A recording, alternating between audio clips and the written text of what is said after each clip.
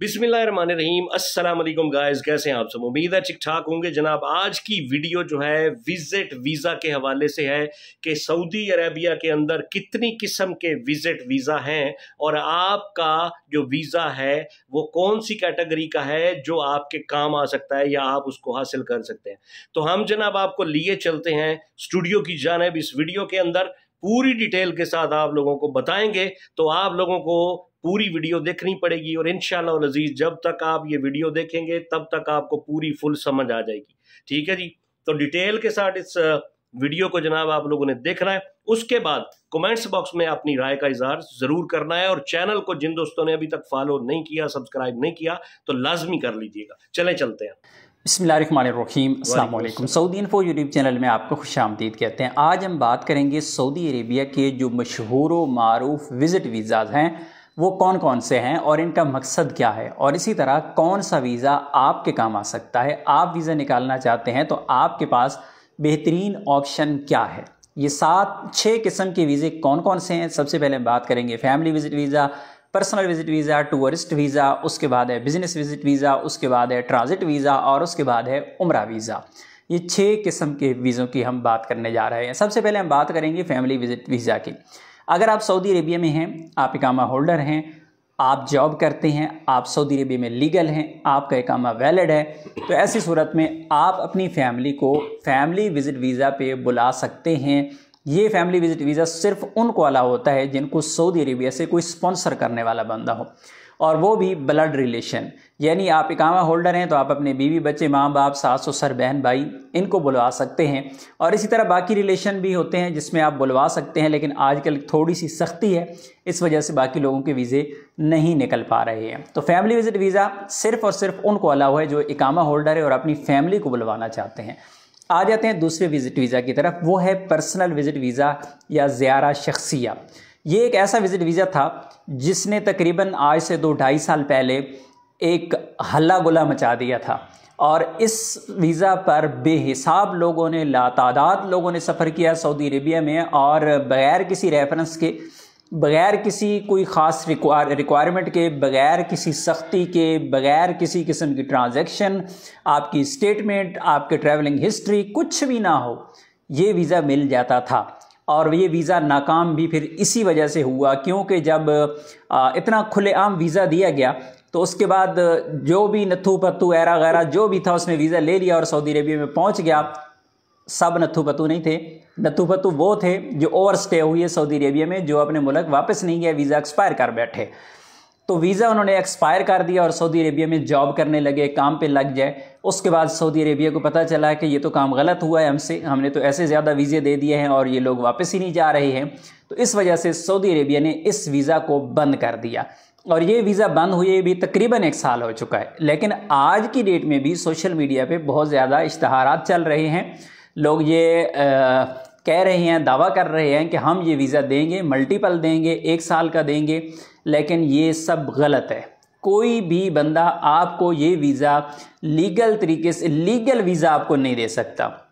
बहुत सारे लीगल काम होते हैं जो लीगल तरीके से नहीं होते, 2 नंबर तरीके से हो जाते हैं, लेकिन काम लीगल होते हैं। लेकिन ये काम भी लीगल नहीं है और तरीका भी लीगल कोई नहीं है, क्योंकि इसने होना ही नहीं है। तो ये सब के सब जो सोशल मीडिया पे इस वक्त कहानियाँ घड़ी जा रही हैं कि हम आपको मल्टीपल वीज़ा देते हैं, 1 साल का पर्सनल विज़िट देते हैं, ज़ियारा शख्सियत देते हैं, लेकिन इस तरह का वीज़ा कोई भी स्टैंप नहीं हो रहा। और स्पेशली मैं बात करूं 14 ममालिक की, जिनमें पाकिस्तान, इंडिया, बांग्लादेश शामिल है।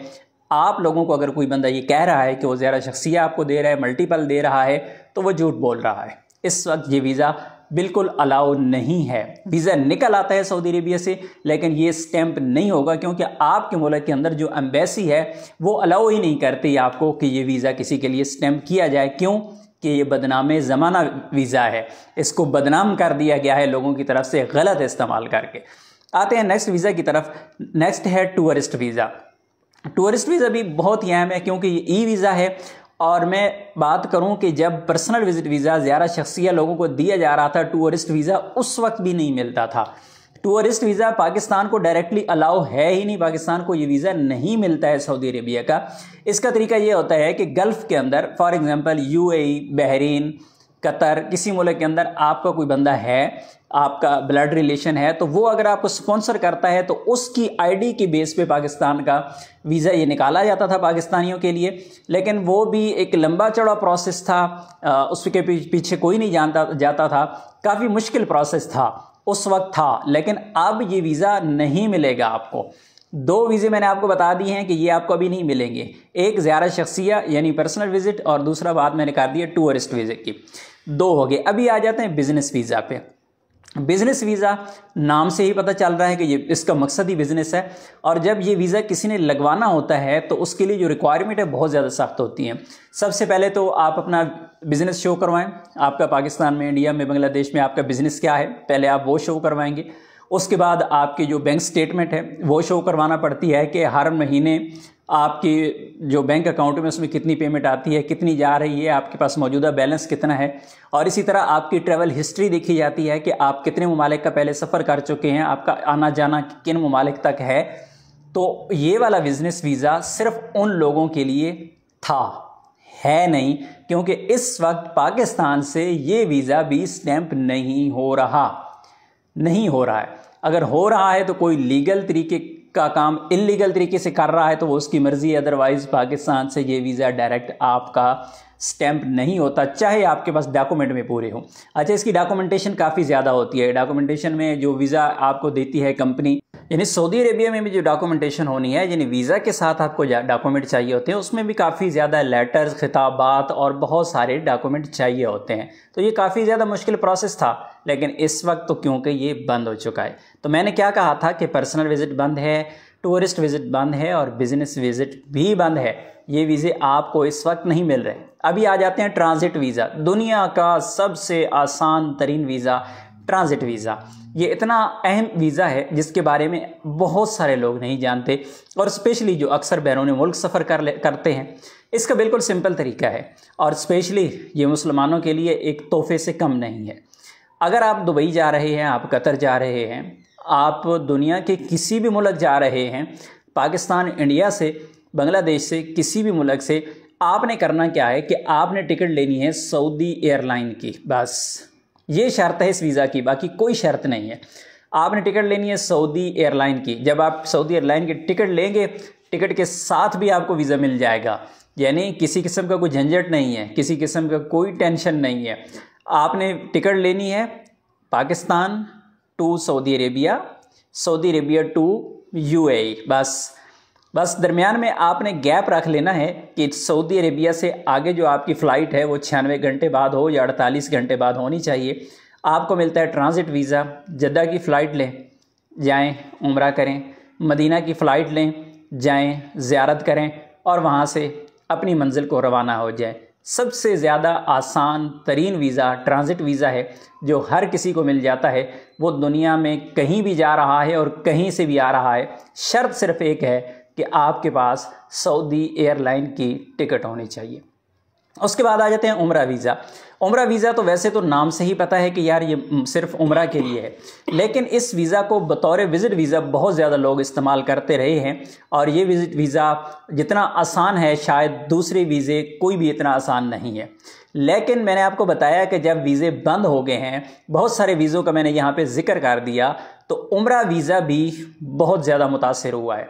और उम्रा वीज़ा इसलिए मुतासिर हुआ है क्योंकि सऊदी गवर्नमेंट ने अभी कोटा सिस्टम रख दिया है।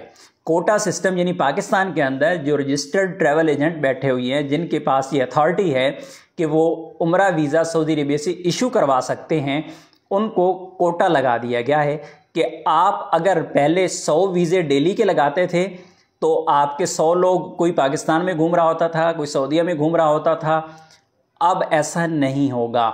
आपके पास अगर 100 वीज़े हैं तो 100 में से पहले पाकिस्तान से लोग 80 लोग ट्रैवल करेंगे, नए वीज़े आपको मिलेंगे।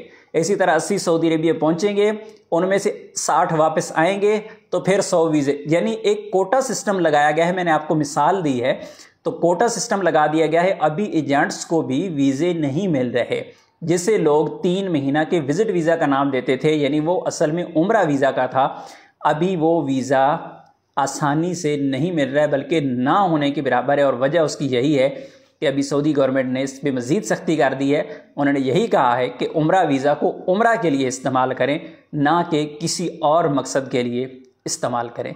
तो आखिर में बिल्कुल सिंपल सी 2 लाइनों में जवाब कि इस वक्त सऊदी अरेबिया के लिए फैमिली विज़िट वीज़ा के अलावा कोई दूसरे विज़िट वीज़ा का कोई ऑप्शन मौजूद नहीं है। अगर कोई है भी सही तो वो फिर इल्लीगल तरीके से आपके पास मौजूद है। मिलते हैं नेक्स्ट वीडियो में, तब तक के लिए इजाज़त दीजिए। अल्लाह हाफ़िज़। तो गाइस समझ आ गई है, मुझे उम्मीद है जनाब आपने अच्छी तरह से ये वीडियो देखी होगी और आपने समझ लिया होगा। अब जो ऑप्शन दिए गए हैं वो आपके सामने है। तो इसी के साथ हम आपसे चाहते हैं इजाज़त। अपनी दुआओं में रखें याद। कमेंट्स बॉक्स में अपनी राय का इजहार ज़रूर कर दीजिए। जिन दोस्तों ने चैनल को सब्सक्राइब नहीं किया तो सब्सक्राइब कर दीजिए। मिलते हैं किसी और नई वीडियो में, तब तक के लिए अल्लाह हाफिज़। अस्सलाम वालेकुम रहमतुल्लाहि व बरकातुहू।